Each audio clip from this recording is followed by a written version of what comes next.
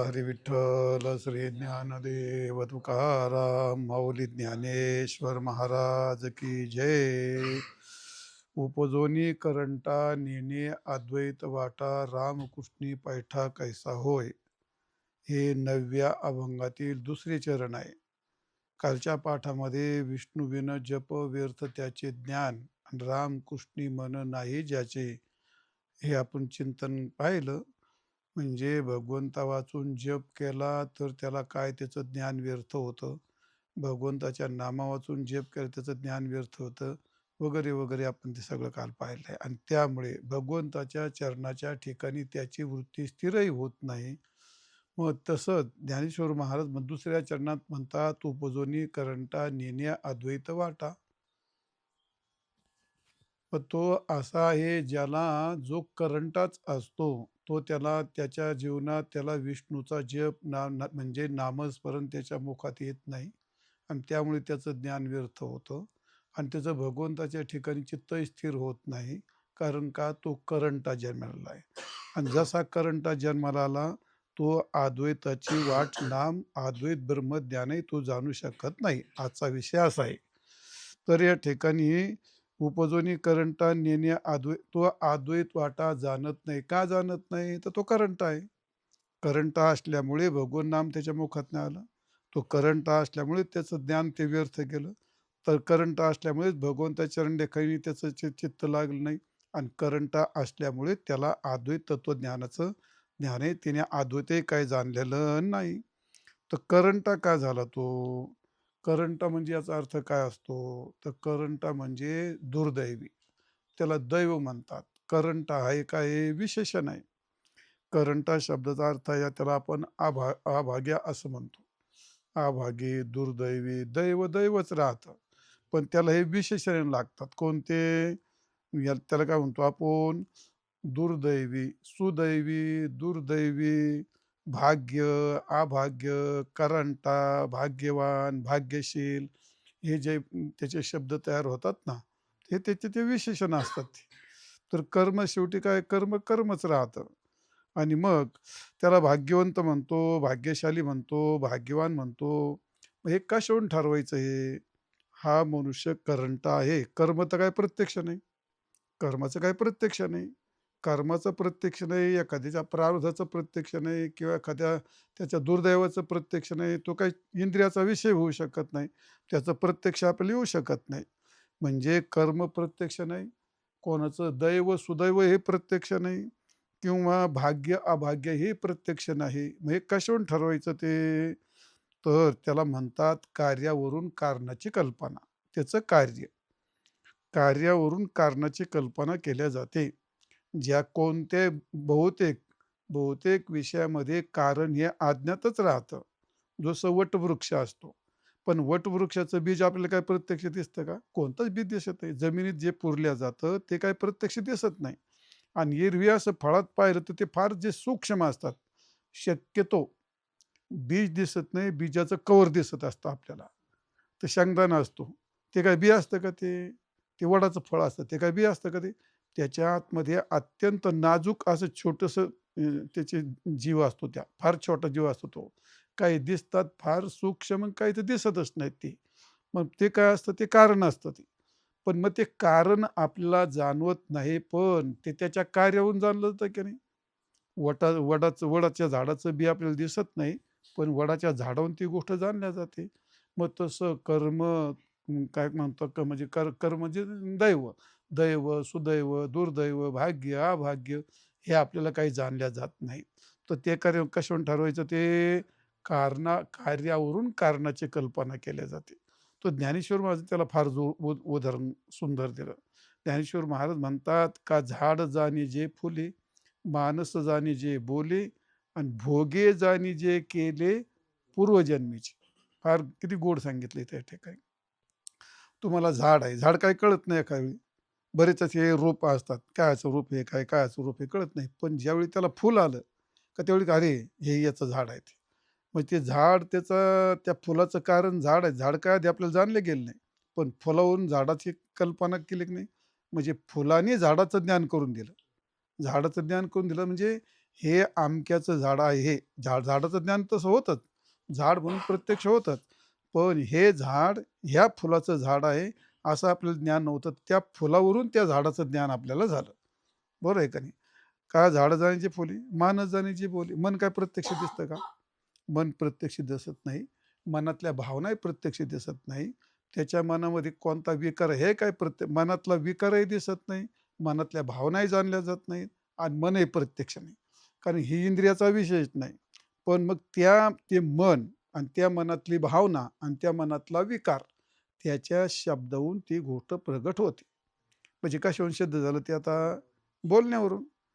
हा राग-राग बोलतो का प्रेमाने बोलतो, मग त्याच्या मनातली भावना, मन तर प्रत्यक्ष नाही.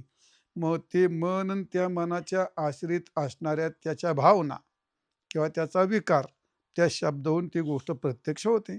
त्याचे शब्द ऐकल्याच्या नंतर मग त्याच्या मनातला क्रोध आहे, का लोभ आहे, का मोह आहे, ही गोष्ट आपल्याला कळते. म्हणजेच याचा अर्थ जसं फुलावून झाड कळतं, तसं शब्दाहून माणसाचं मन कळतं, त्याचा स्वभाव कळतो. त्याचप्रमाणे भोगे जाणी जे केले पूर्वजन्मीचे, भोगे त्याचा भोग पाहिला का त्या भोगवून त्यांनी प्राक जन्मात काय कर्म केलं त्याचं तुम्हाला ज्ञान होतं. कर्माचं प्रत्यक्ष नाही. ही गोष्ट जरी खरी असली, तर मग हे सगळं जाणलं जातं. कशावरून? हे सगळं त्याचं म्हणजे त्याला आपण भाग्यवान म्हणतो. एखादं त्याचं पुण्यपुरुष म्हणतो. म्हणजे याचा अर्थ त्याच्या पुण्यावरून, त्याच्या सुखसमृद्धीवरून, त्याच्या ऐश्वर्यावरून किंवा त्याच्या ज्ञानावरून त्याला आपण काय म्हणतो? ज्ञानवान म्हणतो, ऐश्वर्यवान म्हणतो, पुण्यवान म्हणतो, काय काय सुखसमाधानी म्हणतो. मग हे जे दिसतं आपल्याला, हे त्याचं ऐश्वर्य दिसतं. पण त्या ऐश्वर्याचं कारण काय आहे? ते पाठीमागचं त्याचं कर्म. दैव आहे का सुदैव आहे हे तिथे दिसत नाही. पण त्या ऐश्वर्यावरून कळतं की नाही. जो एखादा फार विद्वान असतो, बुद्धिमान असतो, तर त्याच्या पाठीमागच्या सुदैवाची, दुर्दैवाची कल्पना आपल्याला येते. म्हणजे याचा अर्थ कर्माची कल्पना येत नाही, त्या दैवाची कल्पना येत नाही, पण त्याच्या ऐश्वर्यावरून म्हणजे थोडक्यात कार्यावरून. हां, हां, मग भोग काय असतं ना ते.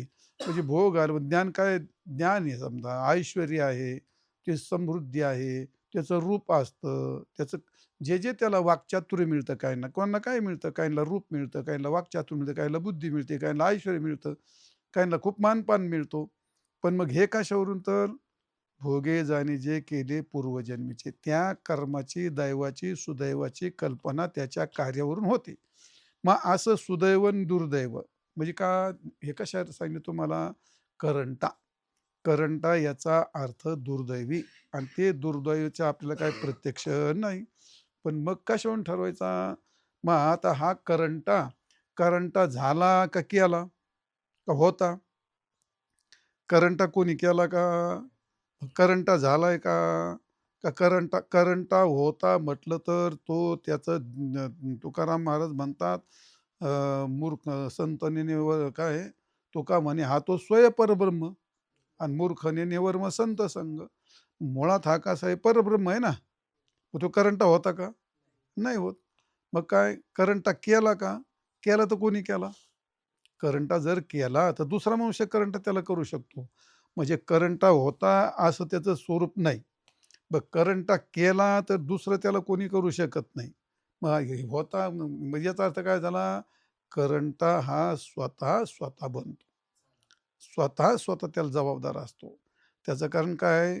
करंटा जर झाला तर कशाने झाला हे सांगता येईल. आणि करंटा केला तर कोणी केला त्रयस्थ येतो. आणि करंटा होता तर म्हणलं त्याचं स्वरूप येतं. मग करंटा होता असं म्हणता येत नाही. करंटा केला असं म्हणता येत नाही. तर तो करंटा केला म्हणजे याचा अर्थ थोडक्यात करंटा झाला तो. आणि झाला तर कशाने झाला? मग त्याचा विचार करू, कशाने झाला? तर त्याचं कारण एकच फक्त, त्याच्या केलेल्या कर्माचा प्रभाव. त्याच्या कर्मामुळे त्याचं भाग्य तयार होतं. त्याच्या कर्मामुळे त्याचं दैव म्हणा, त्याचं दुर्दैव म्हणा, त्याला भाग्य म्हणा. भाग्य हेही भाग्य हेही कर्मजनितच आहे. अभाग्य हेही कर्मजनितच आहे. त्याला दैव म्हणलं ते कर्मजनितच आहे. दुर्दैव म्हणलं तरी ते कर्मजन्य आहे. कोणताही शब्द घेतला तर त्याला काही अडचण नाही पडत. आणि म्हणून ते सर्व कर्मजनित आहे. आणि कर्माचा कर्ता कोण आहे? हा स्वतः जीव. हा जीव. आणि तो जीव कर्म करत असताना जसं शास्त्र असं म्हणतं, जसं एखादा भक्षण करतो, आहे का नाही? तर त्या काय म्हणतात, ते खेडेगावात त्याला सागुती म्हणतात. तर सागुती म्हणजे 6 गुती. 6 गुती म्हणजे 6 जणांना त्याच्यात गुंफून टाकतो तो. कोणाला? ते बोकड्या धरणाऱ्याला, बोकड्या कापणाऱ्याला, तर त्याला ते सांगणार आणून देणाऱ्याला, तो शिजवणाऱ्याला आणि त्या खाणाऱ्याला. हे जसं असतं का नाही, मग तसं इथं तुमचं कर्म ते दैव बनतं त्या कालामध्ये. हा वाईट किंवा चांगले कर्म करतो. त्या चांगल्या वाईट कर्म करायला सहकार्य कोण केलंय? भगवंतानी केलंय. भगवंतानी केलं ना. त्याला प्रकाश दिला, हवा दिली, ऊन दिली, हे सगळं झालं का नाही? म्हणजे त्या कर्माचं सुदैव किंवा कर्मातलं सुदैव किंवा दुर्दैव निर्माण करण्यामध्ये भगवंताचा पण वाटा आहे का ना त्याच्यामध्ये. आणि म्हणून त्यांनी पण दिलेलं आहे ना हे. काय दुर्दैव असेल, सुदैव असेल, तो पण असतो. म्हणून त्याला म्हणतात, देवात नियतात आगतम इति भाग्यम. देवात म्हणजे याचा अर्थ देव पण त्यात सहकारी आहे. कारण तू तसं कर त्याला तर त्याला ऊन, वारा, हवा, पाणी त्याला देणंच आहे. नियतात. त्याची काय ते त्याची नियती, ते नियम आहे तो. मग देवात नियतात आगतम म्हणजे या सगळ्या नियमांनी, निसर्गाने त्याच्या कर्मातून आलेलं जे असतं त्याला म्हणतात ते भाग्य म्हणा किंवा कर्म म्हणा किंवा दुर्दैव म्हणा. आणि दुर्दैव म्हटलं का त्या कर्माचं नाव करंट असं येतं. त्याच कर्माचं नाव काय येतं? करंट असं येतं.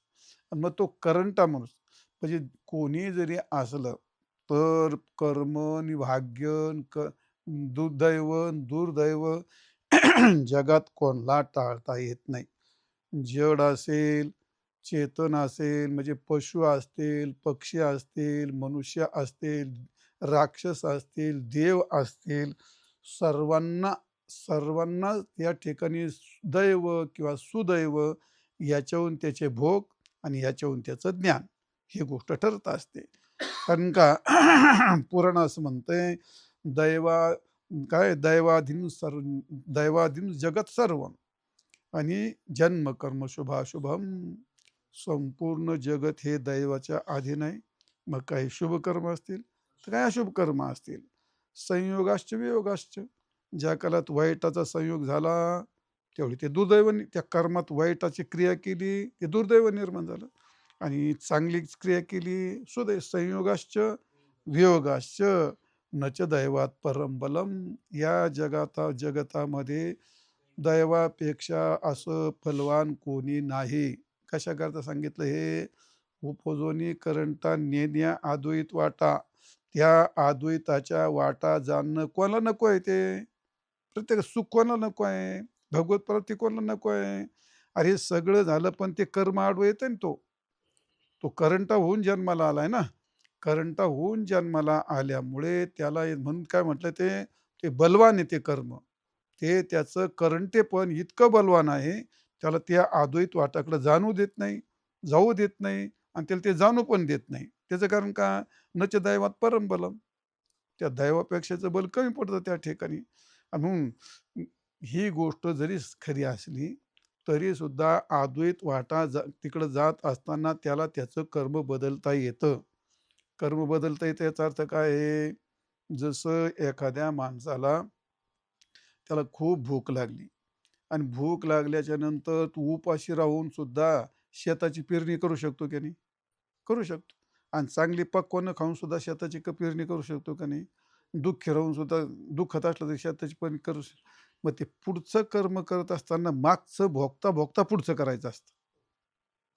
मागचं भोगता भोगता पुढचं करायचं असतं. जे पुढचं तुम्ही आता परमार्थ करता त्या काळात मागचं भोगायचं. मग काय म्हणतो आपण त्याला, मला काही सहकार्यच नाही, मला पुण्यच नाही, मग पुढं तसं नाही ना. ते मागचं दुःख भोगताना, मागचं पाप भोगताना, पाप असेल, दुर्दैव असेल, ते भोगता भोगताच पुढचं पुण्य उभं करायचं.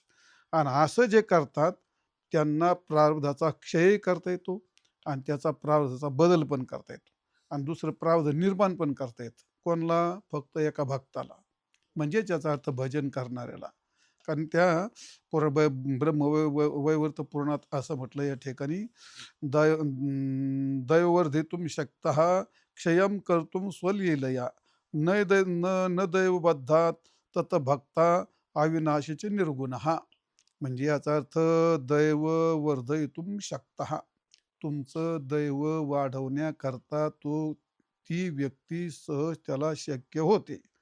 आणि पुढं मग क्षयम कर्तुम स्वलीलया, स्वतःच्या लिलेनेच तो त्या दैवाची, सुदैवाची, दुर्दैवाचा त्याचा क्षय पण करू शकतो. वर्धयितुम शकतः आणि काय क्षयितुम शकतः. मग त्याचं संगोपन त्याचं काय वृद्धी पण करता येते आणि त्याचा क्षय पण करता येतो. पण कोणला? न दैवबद्ध ततः भक्त, असा जो भक्त असतो त्यामुळे त्या दैवाने तो बद्ध होत नाही. कारण त्या भक्तीच्या सामर्थ्याने मागचं भोगता भोगता तो मागच्याचा क्षय करू शकतो आणि पुढच्याला निर्माण पण करू शकतो. म्हणून अविनाशीच निर्गुण, असा अविनाशी निर्गुण परमात्मा, तो तसं त्याचं दैव निर्माण करू शकतो. असो, जास्त सांगायचं नाही. सगळ्यात महत्त्वाचा मुद्दा असा आहे, हा करंटा का जन्माला आला आणि करंटा होऊन त्यामुळे अद्वैताला का प्रतिबंध होतो, तो अद्वैत का जाणत नाही. तर स्वयमेव कर्म स्वयं एव कर्म दैवाख्यम विद्धी. दैव याचा अर्थ कर्म, हे त्याचं नाव दैव असतं. स्वयं एव कर्म दैवाख्यम, कर्मचंच नाव दैव असतं, हे जाण तू. देहांतरात अर्जितम, दुसऱ्या देहातून निर्माण केलं कर्म आणि त्याचं ते दैव तयार होतं. म्हणून तस्मात पौरुषम एव य श्रेष्ठम आहो मनीषिणा. मग या ठिकाणी या दैवापेक्षा दुसरं काही श्रेष्ठ नाही. म्हणून दैव निर्माण करणं आपल्या हातात का? मुद्दा सांगायचा, हा करंटा उत्पन्न केला का उत्पन्न झाला का नाही, करंटा होता का करंटा झाला का करंटा केला. तर करंटा नव्हता आणि करंटा कोणी केला असं नाही, तर तो करंटा त्याच्या स्वतःच्या जबाबदारीने झाला, तो कोणी नाही केला त्याला, तो त्याच्या स्वतःच्या त्याच्या कर्माने झाला. आणि म्हणून मग करंटा होणं तो काय आहे, स्वतःला त्याच्या कर्माने तो त्याच्या त्यात बांधून बांधून घेतो. त्याचं काय झाला तो करंटा? करंटा झाल्यामुळे तो अद्वैत जाणत नाही, हे आपल्याला प्रत्यक्ष दिसतं. पण करंटा असल्यामुळे त्याच्या मुखामध्ये नाम येत नाही. करंटे कपाळ ज्याचे नाम नये वाचे, बरोबर आहे. मग करंटा असल्यामुळे भगवान विष्णूचा जप त्यांनी केला नाही आणि करंटा असल्यामुळेच त्याचं ते पहिलं झालेलं ज्ञान तर व्यर्थच गेलं. पण करंटा असल्यामुळे नाम आलं नाही, भगवंताच्या चरणी त्याची चित्तवृत्ती स्थिर झाली नाही. आणि का बरं? करंट असल्यामुळे. भगवंताचं प्रेम निर्मर्श नाही झालं त्या करंट असल्यामुळे. आणि तो तसा करंटा असल्यामुळे तो अद्वैताची वाट जाणू शकत नाही. उपजोनी करंटा नेणे, अद्वैताची वाट तो काही जाणत नाही. तर का जाणत नाही याचा अर्थ, काय उपजोनी करंटा नेणे वाटा, याचा अर्थ काय होतो? वाटा म्हणजे पंथ, वाटा म्हणजे मार्ग, वाटा म्हणजे सिद्धांत होतो, वाटा म्हणजे एक प्रकारचा शास्त्राचा विचार असा होतो. तर ते असं अद्वैत वाटातून नेणे याचा अर्थ जाणत नाही. तर का जाणत नाही तो? याचा अर्थ त्याला प्रतिबंध आला. त्याला म्हणतात भूत प्रतिबंध, भावी प्रतिबंध, वर्तमान प्रतिबंध. तर यातला कोणता प्रतिबंध येतो? दोन प्रतिबंध येतात. पहिला प्रतिबंध असतो भूत प्रतिबंध आणि दुसरा प्रतिबंध असतो तो वर्तमान प्रतिबंध. भूत प्रतिबंध कोणता आला? तो करंट कोणत्याही कोणत्याही कार्याला प्रतिबंध अभाव पाहिजे ना. पण प्रतिबंध असेल तर कोणतंच कार्य होत नाही. म्हणजे प्रतिबंध जर असेल तर कोणतं कार्य होत नाही, याचा अर्थ ते प्रतिबंध ते कार्य थांबवतं. मग तसं अद्वैत जाणत नाही, हे का? नेणे तो जाणत नाही. का जाणत नाही? भूत भूत प्रतिबंध म्हणजे त्याचा अर्थ त्याच्या कर्माचा करंटेपणाचा त्या ठिकाणी काय आला? त्याला प्रतिबंध आला. आणि वर्तमान प्रतिबंध काय आला? हा भोगतो ते वर्तमान प्रतिबंध ह्या द्वैताचा राहतो. हे समोर प्रत्यक्ष जगत दिसतं, हे द्वैताचा प्रतिबंधच असतो. द्वैत आणि अद्वैत ह्या दोन गोष्टी ते एकत्र राहणार नाहीत. ज्याला द्वैताची प्रबल प्रतीती आहे, भेदाची प्रबल प्रतीती आहे आणि त्याला ते प्रिय वाटतं, तर तो अद्वैताकडे काही जाणार नाही. याचा अर्थ म्हणजे ही गोष्ट त्याला म्हणजे भूत प्रतिबंध पण आहे आणि वर्तमान प्रतिबंध पण आहे. तर त्याला असो.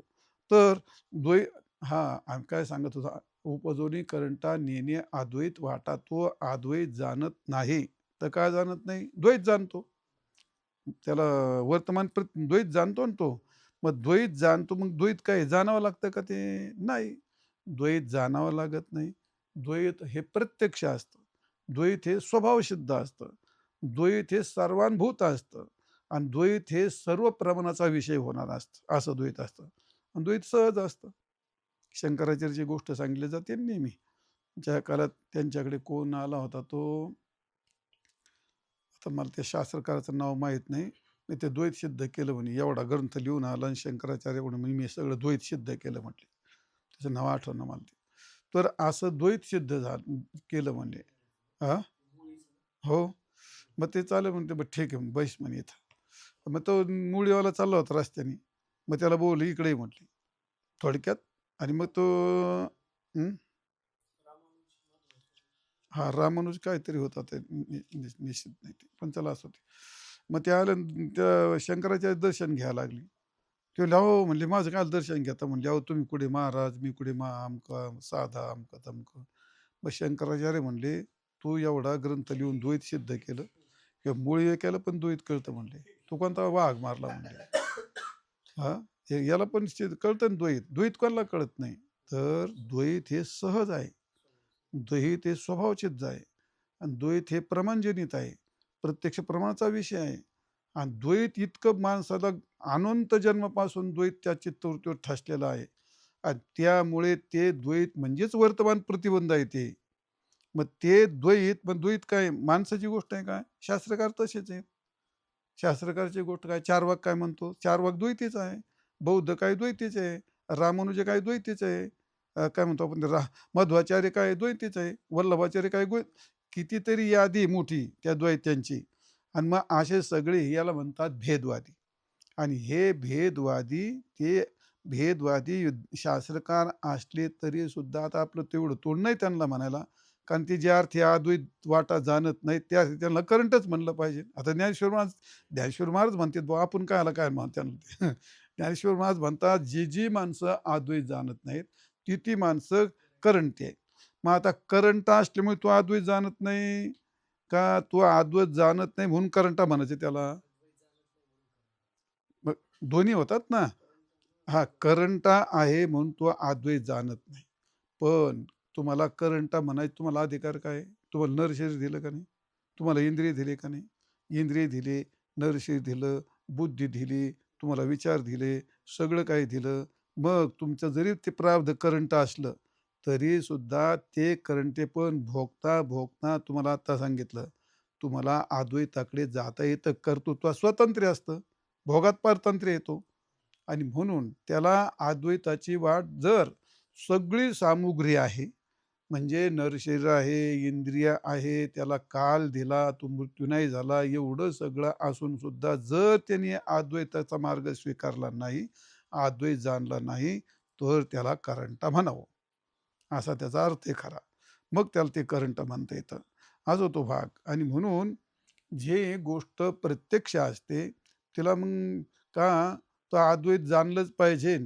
न जाणलं तर काय होईल? अरे मग द्वैत जाण्याची गरजच नाही पडत. द्वैत हे प्रत्यक्ष असतं ना. कारण का अद्वैत हे जाणून घेण्याकरता माणसाला खूप प्रयास करावा लागतात आणि द्वैत जाणून घेण्याकरता प्रयास करावा लागत नाही.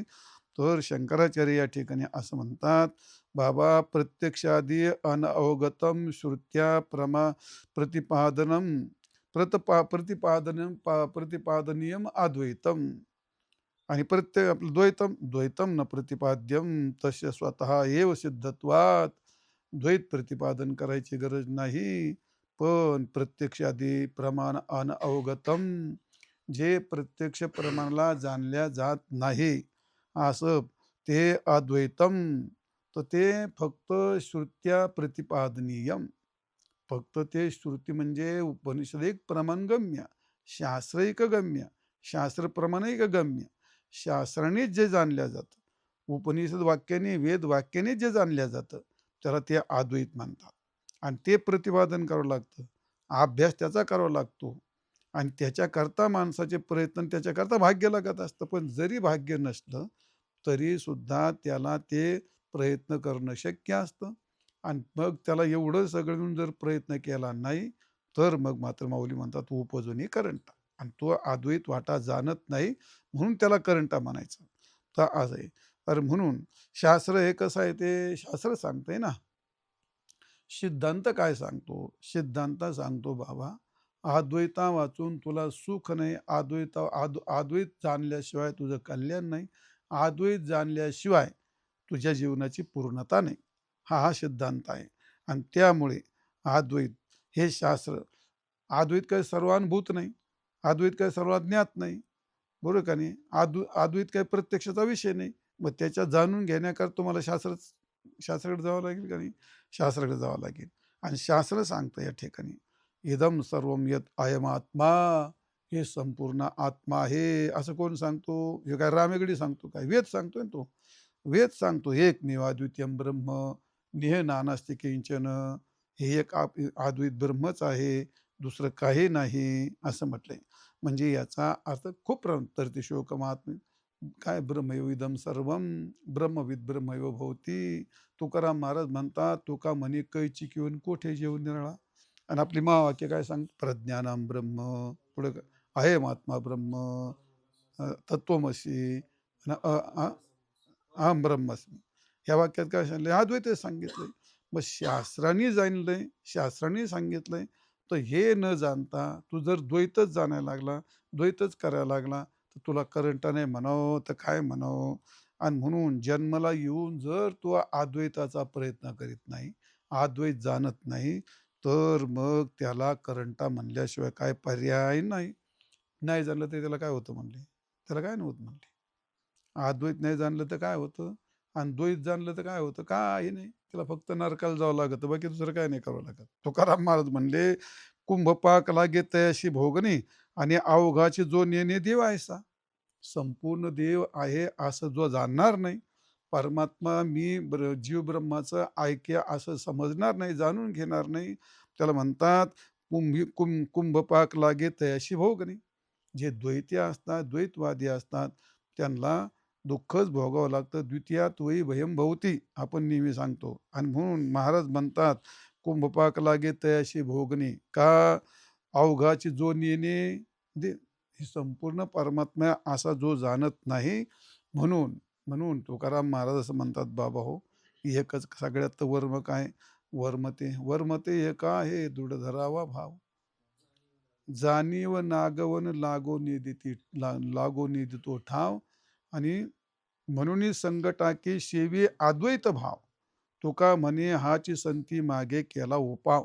तुकाराम महाराजांचे सिद्धांत काय उंच आहेत. वर्म ते काय आहे? दृढधरी भाव. या परमार्थातलं जीवनातलं एक महत्वाचं वर्म आहे. वर्म ते काय? दृढधरी भाव. काय? जाणीव नागवन लागोनी, म्हणजे त्या परमात्म्याच्या जाणीव निनीव भगवंताशी नाही, अशी जी अवस्था त्याला म्हणतात अद्वैत. जाणीव नागवण आहे आणि निनीवही नागवणच आहे. जे अद्वैत परमात्म्याला न जाणणं ही त्याची नागवणच आहे ती. आणि मी जाणलं, मी परमात्मा जाणला अशी वृत्ती असेल, तरी तिची नागवणच आहे ते. मी झालो ऐसे आणि तो काहीच नाही ज्ञानेश्वर महाराज. मी ब्रह्मरूप झालो असं जर तो म्हणत असेल, तर तो काहीच नाही झाला समजायचं. म्हणजे जाणीव जशी ना, आपण नेणीव जशी नागवण आहे, तशी जाणीव पण नागवण आहे. जाणीव नेणीव लागून येते तो ठाव. म्हणजे याचा अर्थ जाणीवचा नेणीवचा विषयच येऊ देऊ तिथं. म्हणून ही संग टाके. मग कशा संग टाके? घरदार बायका, तो नाही विषय आला होता. म्हणून ही संग टाके जी वृत्ती आहे, ब्रह्मस्मी वृत्ती, तिचा संग टाकून दे. म्हणून ही संग टाकी. हां, नाही तर हे घरं-दारं, बायका, पोरं ते टाकून दिलं की अद्वैत भात शिवाय काय तुझ्या बापाने ठेवला काय तो? तो कुठला? अहम ब्रह्मास्मी अशी जी वृत्ती आहे, तर ती वृत्ती तिथं प्रतिबंध करते. तिचा संग टाकून दे. म्हणून संग टाके शिवे अद्वैत भाव. आणि हे काय सांगता? सर्व साधू संतांनी पाठीमागे हे केलं. आणि म्हणून माऊली म्हणतात, उपजोनी करंटा, अद्वैत वाटा जाणल्याच पाहिजे. आणि जो अद्वैत वाटा जाणणार नाही, त्याला करंटा असं म्हणतात. ज्ञानेश्वर महाराजांची गोष्ट एका एका अक्षराचं फार मोठी महत्त्वाची गोष्ट असते. आणि जो अद्वैत वाटा जाणतो तो परब्रह्म स्वरूपाच्या ठिकाणी प्रतिष्ठित होतो. आणि जो जाणत नाही, जर जाणली नाही बाबा तो, तर माऊली म्हणतात रामकृष्णी पैठा कायचा होय. पैठा याचा अर्थ प्रतिष्ठा. पैठा याचा अर्थ जीव ब्रह्माचा अभेद भाव.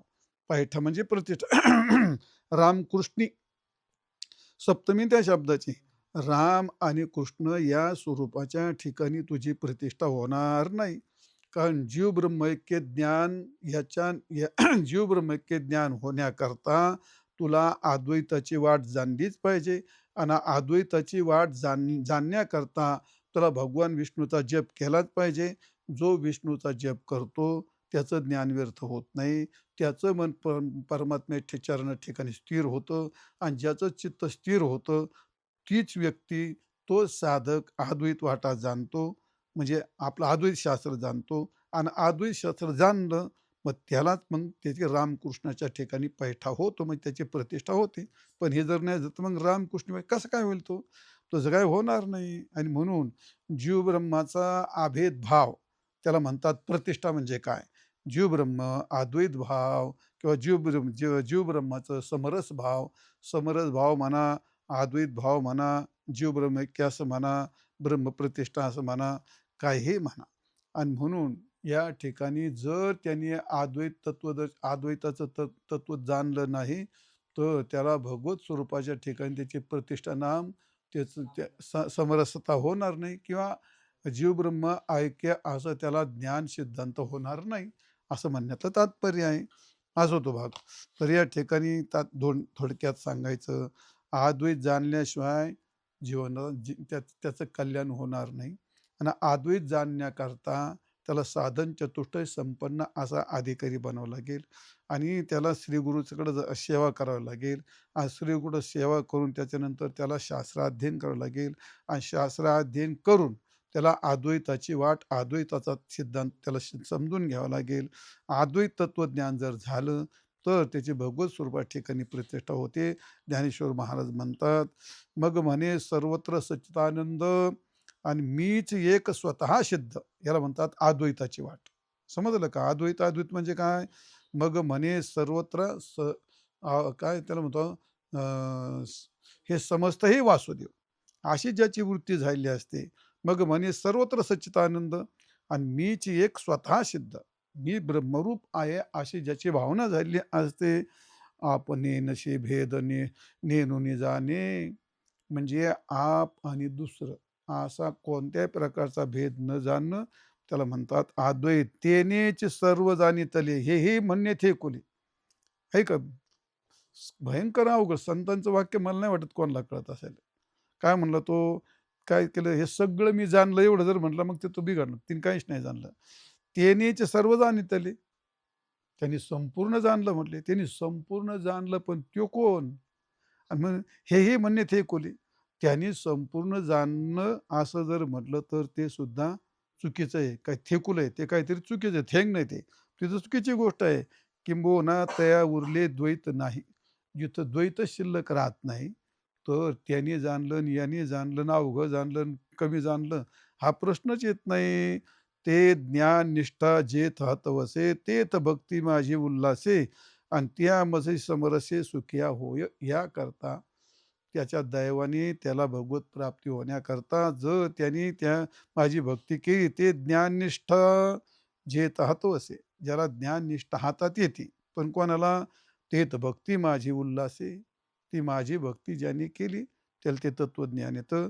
आणि त्यामध्ये समरसे आणि तो मला समरस होऊन सुखी होतो. असो तो भाग. तात्पर्य एवढं सांगायचंय, जर त्यांनी जन्माला येऊन नरदेह मिळून, इंद्रिय मिळून, आयुष्य मिळून जर त्यांनी अद्वैताचा प्रयत्न केला नाही, तर त्या माणसाला करंटा म्हणावं. खरा अर्थ असा आहे त्याचा. आणि असा करंटा मनुष्य अद्वैत जाणलं नाही, तर तो दुःखाला प्राप्त होईल. मग तो भगवत स्वरूपात ठिकाणी त्याची प्रतिष्ठा काय होणार नाही, असा चरणाचा अर्थ आहे. पुंडलिक वरदा हरी विठ्ठल श्री ज्ञानदेव तुकाराम माऊली ज्ञानेश्वर महाराज.